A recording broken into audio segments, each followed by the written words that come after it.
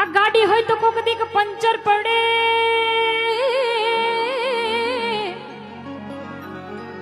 એને વેચી ના દેવાય, પણ આ બૈરી હોય તો કોક દીક વિફરે,